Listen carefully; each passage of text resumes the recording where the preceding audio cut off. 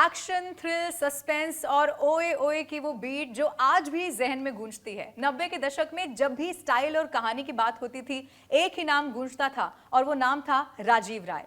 उन्होंने त्रिदेव, मोहरा और गुप्त जैसी जबरदस्त फिल्में दी जो आज भी क्लासिक कही जाती हैं। और अब एक लंबे समय के बाद वो फिर से लौट आए हैं अपनी नई फिल्म जोरा के साथ, जिसके बारे में आज हम बात करने वाले हैं। नए चेहरे, नई कहानी, लेकिन जो अंदाज है वो वही जबरदस्त पुराना। सर, बहुत स्वागत है आपका। और मैं आपको बधाई दे दूं, 20 या 21 साल के बाद आपने वापसी की है। सही है। 21 साल आई थिंक हो गए। 21 साल एक बहुत लंबा बहुत लंबा, आई ब्रेक थिंक रहा। किसी का इतना लंबा गैप नहीं हुआ। तो हाँ, मुझे भी लगता है, पर मुझे नहीं लगता। मुझे लगता है जैसे कल मैं फिल्में बनाना था वापस हूँ, पर जब सोचता हूँ तो हाँ, भी 21 साल, तो 21 साल 2004 और एक लंबा यहाँ पर सफर रहा। मैं बहुत सारे सवाल आज आपसे पूछने वाली हूँ। मैं दर्शकों को 90 के उस दशक में भी लेकर जाऊंगी, लेकिन ये जो जोरा फिल्म है, मैं इसके बारे में पहले जानना चाहती हूँ, क्योंकि क्या इसका जॉनर वही है, क्या फिर से हमें कुछ थ्रिल, सस्पेंस देखने को मिलने वाला है? इसके बारे में थोड़ा सा और बताइए। जॉनर तो इसका वही है, जैसे कि style murder, mystery, thriller, action थोड़ा सा है, और कहानी हमेशा अलग होनी चाहिए। सेम कहानी हो तो फिर लोग पसंद नहीं करेंगे। सो चीज़ आके कहाँ अटकती है कि आपकी एंड में जो आपने देखा है ये वही था कि एकदम अलग है, तो ये एकदम अलग है।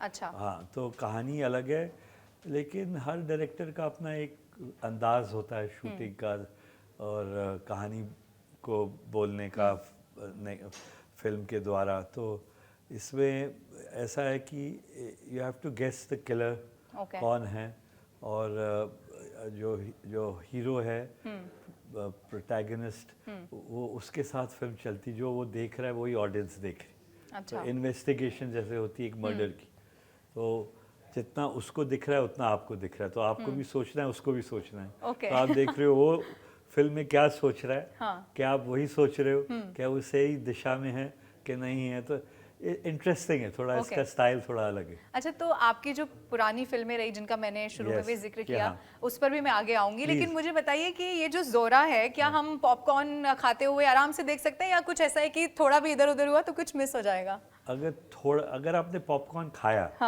हाथ से मुंह मिस हो जाएगा। अच्छा, मिस हो जाएगा 100%। ओके। तो मतलब पूरे फोकस के साथ ये फिल्म मुझे ऐसे लगता है, फोकस के। अच्छा। तो कुछ लोग तो पॉपकॉर्न जिनको आदी है खाने, वो तो खाएंगे, फिर वो देखेंगे उनको कहीं कुछ पॉइंट पूछना पड़ेगा। अच्छा, मैं कुछ मिस किया, मुझे ऐसे लगता, क्योंकि इट इज जब इन्वेस्टिगेशन फिल्म होती, कड़ियाँ होती है ना, आपको जुड़ जुड़ के फिल्म एंड तक जाती। तो अगर आपने बीच में कोई कड़ी मिस की तो थोड़ा सा आप अच्छी बात नहीं हो। तो मैं समझता हूँ कि जब देखेंगे तो लोग समझ जाएंगे फास्ट जा रही है, specially second half. First half में फिर भी थोड़ा सा इतनी फास्ट नहीं है, क्योंकि आप फर्स्ट हाफ में कहानी बिठाते हो, कैरेक्टर्स बिठाते हो, इंट्रोडक्शंस होता है, आपको लगता है अच्छा ये कहाँ जा रही है कहानी, तो आपको उसको सेटिंग करनी पड़ती। तो उधर ठीक है, उधर भी आप देखना जरूरी, क्लूज फर्स्ट हाफ पे हैं, जो क्लू होते हैं ना, जो आपको हिंट देते हैं कि कौन हो सकता है। तो अगर आपने मिस किया तो आप कहीं ना कहीं वो क्लू मिस कर देंगे, क्लू मिस करोगे। तो क्लू एक दूसरे से पूछना पड़ेगा कि क्या हुआ था। नहीं, तो क्लू अगर आपने मिस कर लिया, शायद गेस करना थोड़ा मुश्किल हो जाएगा। कुछ लोग तो गेस शायद कभी कभी कर लेते हैं, पर कोशिश ये रहती है कि आप गेस नहीं कर पाओ। अच्छा, जब लिखी जा रही थी ये पूरी स्टोरी, अब क्योंकि आपने कहा कि ऐसा लगता है कि अभी तो कल ही एक फिल्म करी और 20 साल आपको लगते नहीं है, तो अभी आपको कुछ लगा इसमें बदलाव जब आपने 20 साल के बाद, अब जब ये फिल्म पूरी तरह से बनकर तैयार हो गई और अब सब इंतजार भी कर रहे हैं, आपसे मैं सबसे पहले यही जानना चाहती हूँ कि जब वो लिखी जा रही थी, वो स्टोरी जब सब हो रही थी, आपके दिमाग में उस वक्त क्या चल रहा था? कहानी के बारे में? क्या कहानी के बारे में एक ही चीज़ चल रही थी कि मेरे को कुछ भी अपनी रिपीट नहीं, एकदम नहीं होनी चाहिए, और कहीं से इन्फ्लुएंस नहीं होनी चाहिए। कहीं से ऐसा तो नहीं है कोई ऐसी फिल्म बनी है, ऐसी कहानी बनी है, या कहीं लोगों ने ये देख लिया है। तो उसके लिए मैं थोड़ा सा अलर्ट था। तो काम करते करते ये कि अगर आपको फिल्म इंटरेस्टिंग बनानी तो हर सीक्वेंस थोड़ा सा इंटरटेनिंग करने के लिए उसमें नयापन ऑडियंस के लिए बहुत ज़्यादा, बोलेंगे नहीं ये तो ऐसे लगता है देखी दिखाई कहानी है, ये तो हमको समझ में आ गई या मज़ा नहीं आया। तो अगर एकदम ही नहीं हो तो करते करते समझ में आता है कहाँ जा रही, तो आप और इन्वॉल्व हो जाते हैं, क्योंकि ये वो नहीं है जो आप सोचे। अभी जो भी मैंने रिवील किया है, जैसे कि ट्रेलर में या गानों में या कटिंग में, मैंने कहानी 1% भी रिवील नहीं की है। तो अगर आप मेरे ट्रेलर्स देख लीजिए तो आपको लगे अच्छा मुझे समझ आ गया ये क्या है। अच्छा, तो जब स्टार्ट में नहीं आएगा तो क्योंकि मैंने वो 40-50% ही फिल्म से लेके जोड़ा है। सर, आपने अभी म्यूजिक की बात की, विजू शाह और वो जबरदस्त म्यूजिक तो हम पहले भी देख चुके हैं, क्या जोरा में भी हमें यही देखने को मिलने वाला है? जी हाँ, बैकग्राउंड म्यूजिक तो है। गाने उस प्रकार के सिचुएशन ही नहीं है, डांस नंबर्स या रोमांटिक नंबर्स नहीं हैं, तो टाइटल म्यूजिक है। गाने एज गुड एज नहीं हैं, लेकिन म्यूजिक एक सॉन्ग है, तो मैं ये नहीं कह सकता कि म्यूजिकल नहीं है। पिक्चर जब देखोगे आपको थोड़ी बहुत म्यूजिकल लगेगी बैकग्राउंड म्यूजिक की वजह से। तो वैसे तो देखने को नहीं मिलेगा, क्योंकि ये इसलिए मैं कह रहा हूँ ये सब्जेक्ट अलग है। इस सब्जेक्ट ऐसा है कि इसमें रिक्वायरमेंट नहीं है, सिचुएशन नहीं है। अगर मैं डाल देता तो बहुत हानिकारक हो जाता था। तो लोग उस पर रुक जाते थे, लोग शायद फ़ोन देखने लग जाते थे, या ऐसे लगेगा कहानी रुक गई। कहानी स्पीड में चलती, और ऐसे देखते देखते आप ज़्यादा स्पीड करोगे तो फिर दर्शकों को कहानी समझ में नहीं आती। तो स्पीड ऐसी होती है कि हर चीज़ वो एब्जॉर्ब कर सके। तो आप थोड़ा सा भी कहीं इधर उधर, हाँ, तो आपको स्पीड बहुत फास्ट भी होती है, तो वो फिर लोग बोलेंगे यार समझ में नहीं आया क्या हुआ। बहुत केयरफुल रखता होता है कि स्पीड वो जो आपको समझ में आए, पर स्पीड के साथ आगे चले, क्या रुके आपने नहीं। आपने जो थोड़ा सा बदलाव या इतना फोकस, आपको लगता है 20 साल पहले जब फिल्में होती थी और अब तो दौर बिल्कुल बदल चुका है, हाँ। आपको बदलाव कितना लगा? क्योंकि अब तो OTT का सारा जमाना है, उस वक्त की फिल्में वो 3-3, 4-4 घंटे लोग बैठ भी जाते थे, आपको उसमें कितना बदलाव लगा? अभी तो टाइम स्पैन बदल गया, लोग इतना तो कोई नहीं बैठेगा। वो तो सवाल ही नहीं उठता है कि आप किसी को सोचो कि आप 3 घंटे वो साउथ वाले बिठा देते हैं।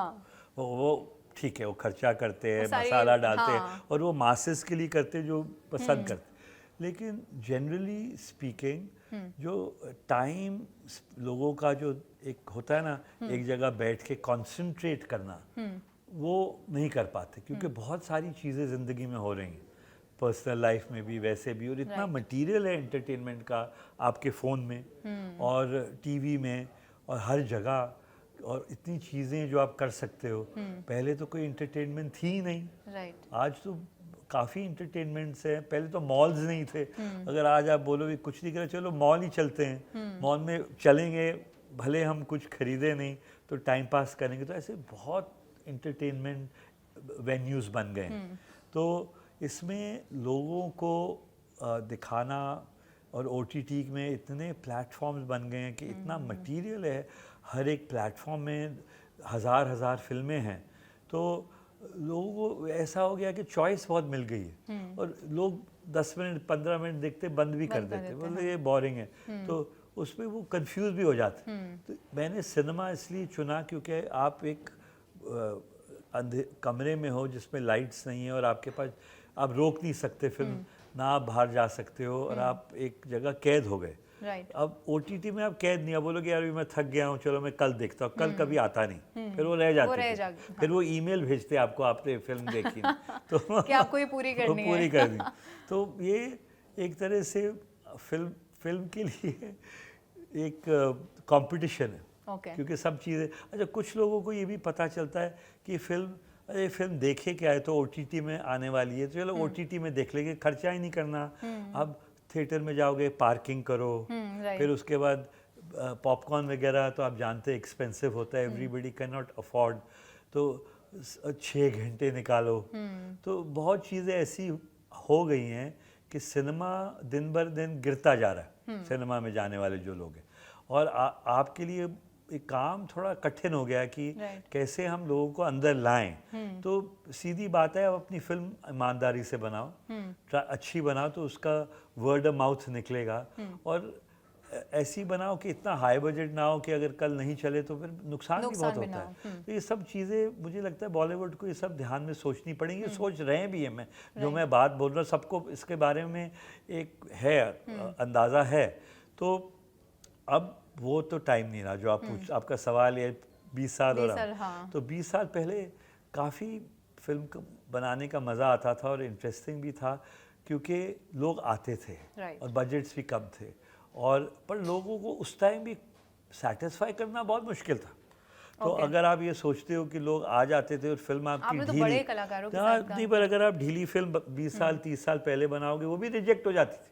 अच्छा। हाँ, फ्लॉप्स होती थी, पर ये था कि पैसा कवर हो जाता था, पर लोग तंग थे। तो फिल्म अच्छी देखनी है, और अच्छी पिक्चरें उन दिनों में 10-20 होंगी जो बनती थी, साल की बात कर रहा हूँ। उसमें से आधी तो आप ही की। नहीं बाबा, मेरे को इतनी तारीफ मेरी मत करिए। अच्छा, आपने कहा कि जो पूरा जमाना एक तरह से वो बदल गया है। हाँ। मैं ये जानना चाहती हूँ क्या यही कारण है, क्योंकि correct me if I am wrong, आपने 40 नए चेहरों को मौका दिया है इसमें। मैंने एक्चुअली 20 से 30, ओके, पर कभी कभी शायद गलती से मैंने बोलते बोलते एग्जैजरेट कर दिया हो, और वो भी देखो, मौका मैंने सबको दिया। फिल्म में सब नए हैं, ओके, अब 30 कैरेक्टर्स तो होंगे, हाँ। शायद 40 भी होंगे।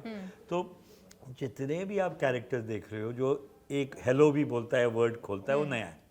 जिसने आधा डायलॉग भी बोला है वो भी नया है, और जिसके ऊपर पूरी फिल्म बेस है वो भी नया है। तो ऊपर से लेके नीचे तक हमने बॉलीवुड के कोई लोग लिए नहीं, यहाँ वहाँ से लिए। जैसे हम राजस्थान में शूटिंग कर रहे थे, वहाँ से लोकल टैलेंट, लोकल आर्टिस्ट लिए, थिएटर के जो नॉन, आप कास्टिंग डायरेक्टर्स को अप्रोच करो लोकल, तो आपको 10, 20, 40 दे देते हैं, जो बॉम्बे नहीं आ पाते। बॉम्बे में आके स्ट्रगल करना सब नहीं कर पाते, महंगा शहर है, तो उनको घर लेना पड़ता है, प्रोड्यूसर्स के पास जाना पड़ता है, ऑडिशंस करना होता है, तो वो अपने जॉब्स कर रहे हैं। तो जॉब्स करके उनके लिए ये एक तरह की हॉबी कह लो, एक पैशन कह लो, तो वो एक्टर्स हैं। तो ऐसे बहुत कम्युनिटी है इंडिया में। तो मैंने क्या सोचा, नए नए फेसेस लेते हैं तो फिल्म एकदम नई लगेगी। और क्योंकि मैं पहली बार बहुत ही लो बजट, 0 बजट की फिल्म बना रहा हूँ, तो वैसे ही नहीं लगेगी क्योंकि बजट नहीं है। तो ये कितना मुश्किल रहा? ये देखो, कम बजट में बनाना मुश्किल नहीं है, कम बजट में अच्छी फिल्म बनाना मुश्किल है। कम बजट में तो कोई भी बना ले, आप 50 लाख में आप आईफोन पर शूट कर सकते हो, मैंने फिल्म बना दी, पर कोई देखेगा? तो कम बजट में उसे फिल्म को दिखाना कि ये एक फिल्म है, और कंपटीशन में डालना दूसरी फिल्मों के साथ, बहुत बड़ा चैलेंज है। क्योंकि मेरे साथ जो दूसरी पिक्चरें आएंगी, शायद मैं फिल्म लगाऊँ वहाँ 400 करोड़ की फिल्म हो, पर मुझे अपनी फिल्म भी दिखानी, तो लोगों के पास चॉइस है, भाई ये तो 400 करोड़ की फिल्म है, टिकट की प्राइस 200 है, उसकी मेरी भी 200 है, तो वो मेरी फिल्म क्यों देखेगा? वो चाहेगा कि यार मैं बड़ी फिल्म देखूं, कैनवस की देखूं। तो ये बहुत कठिन है। तो मेरे को पता है चैलेंज है, और इस पर जीत होगी नहीं होगी, आई एम नॉट श्योर। पर मैंने ये सोचा कि देखो, होता क्या है कि जब छोटे बजट की फिल्म होती है, उसका कॉस्ट कवर करना बहुत ईजी हो जाता है, और बड़ी फिल्म का कॉस्ट कवर करना थोड़ा सा मुश्किल। हाँ, आप स्टार्स भी ले लो, तो मुझे रिस्क नहीं लेना था। ऊपर से मुझे नए लोग लेने थे। अब मुझे पता है नए लोग ले रहा हूँ, तो लोग फेस देख के तो आएंगे नहीं, सिर्फ मे बी मेरा नाम, विज्जू का नाम पढ़ेंगे, त्रिमूर्ति फिल्म पढ़ेंगे, कितने लोग आएंगे। एंड देन द कंटेंट जो आप तो कंटेंट तो बाद में समझ में आता है। अभी वो फ्राइडे को लगेगी, नहीं अच्छी लगी तो कंटेंट शायद अच्छा हो, फिर भी कंटेंट को लोगों के आगे लाना और लोगों से बुलवाना कि ये कंटेंट है, ये भी एक बहुत इसके ऊपर प्रश्न चिन्ह है कि लोग बोलेंगे ऐसे कि क्या सोचेंगे। तो ये एक पूरी फिल्म जो होती है, कहते हैं गैम्बलिंग, सट्टा। राइट।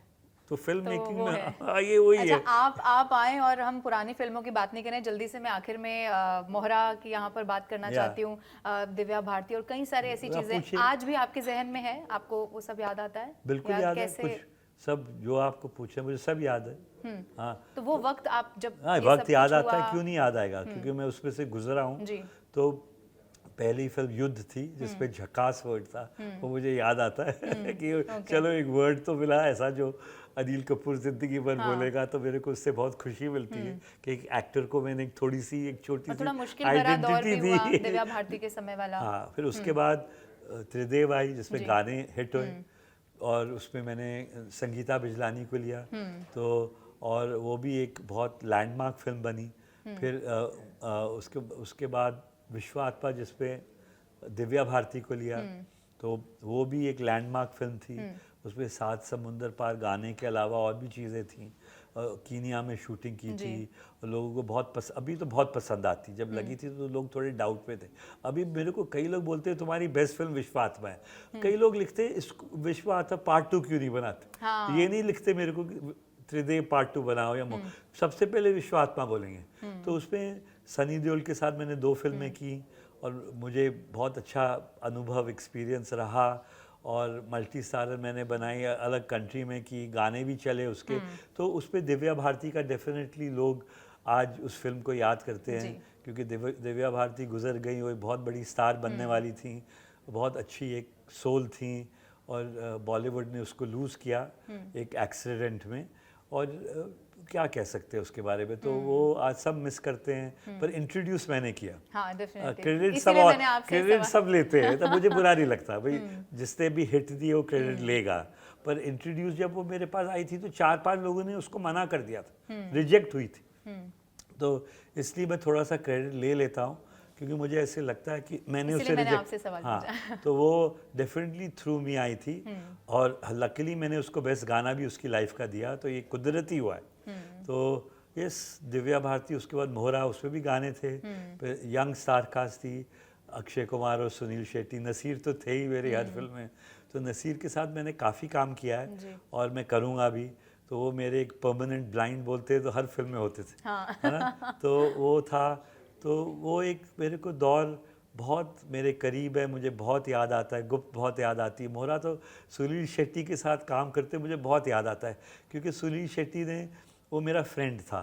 तो मैंने सब पिक्चरों में कभी कभी दोस्त तो सब बन गए और आज भी दोस्त हैं, पर जो मेरा एक दोस्त था पहले से और मैंने उसको लिया, वो था सुनील शेट्टी। अच्छा। तो उसमें आज अगर मैं अपने भाई को ले लेता या बेटे को, तो बोलते नेपोटिस्टिक बोल देते थे। राइट। तो और आजकल तो ज़्यादा हाँ, होता तो अगर मैंने मान लो सुनील को लिया तो वो भी एक नेपोटिज्म था। Very nice. तो आपने पूरे इतने सारे फिल्मों की बात की, अब मुझे जल्दी से आखिर में बता दीजिए दर्शकों को भी कि ज़ोरा क्यों देखने जाएं। ज़ोरा तो इसलिए देखती, बिना स्पॉइलर के कुछ अच्छा सा अगर आप बता पाए तो। देखो, 2-3 चीज़ें बोल सकता हूँ कि एक, हाँ, 2-3 चीज़ें। तो पहली चीज़ उसमें तो ये है कि ज़ोरा इसलिए देखनी चाहिए कि कैसे मैंने उसको 2 करोड़ के अंडर में शूट किया। ओके। वो बहुत ज़रूरी चीज़ है। जो लोग सिनेमा स्टडी करते हैं या सिनेमा जानते हैं, और जो लोग नहीं भी जानते, सबको पता, अच्छा ये तो इतने करोड़ में बनी, ये एक्टर इतने करोड़, सब जानते हैं और सबको वैल्यूएशन पता है कि पिक्चरें किस हिसाब से बने, रोज पेपर वाले लिखते हैं। तो मैंने ऑपोजिट किया है। तो मैं चाहता हूँ जरा लोग इसका मज़ा लें। हाँ, तो ये मेरे लिए बहुत इंटरेस्टिंग है कि मैंने एकदम उल्टा काम कर दिया। और लोगों ने मुझे कहा, राजीव ऐसे बोलो मत। मैंने बोला क्यों नहीं बोलूँ? बोलते लोग आएंगे नहीं अगर तुम कम बजट सोच के। हाँ, तो मैंने बोला नहीं, मैं सच्ची बात बोलूँगा, लोग आए या नहीं आए, मैं झूठ नहीं बोलूँगा। तो ये मुझे लगता है मेरा यूएसपी है। तो इसलिए मुझे लगता है देखनी चाहिए, जरा आंखें खुलनी चाहिए कि 2 करोड़ में क्या बनता है, पहली बात। दूसरी चीज़ क्या है, ये बहुत यूनिक कहानी है और इसमें 20-30 क्योंकि नए चेहरे हैं। जब हिंदुस्तान देखेगा तो सबको एक्टर बनना है।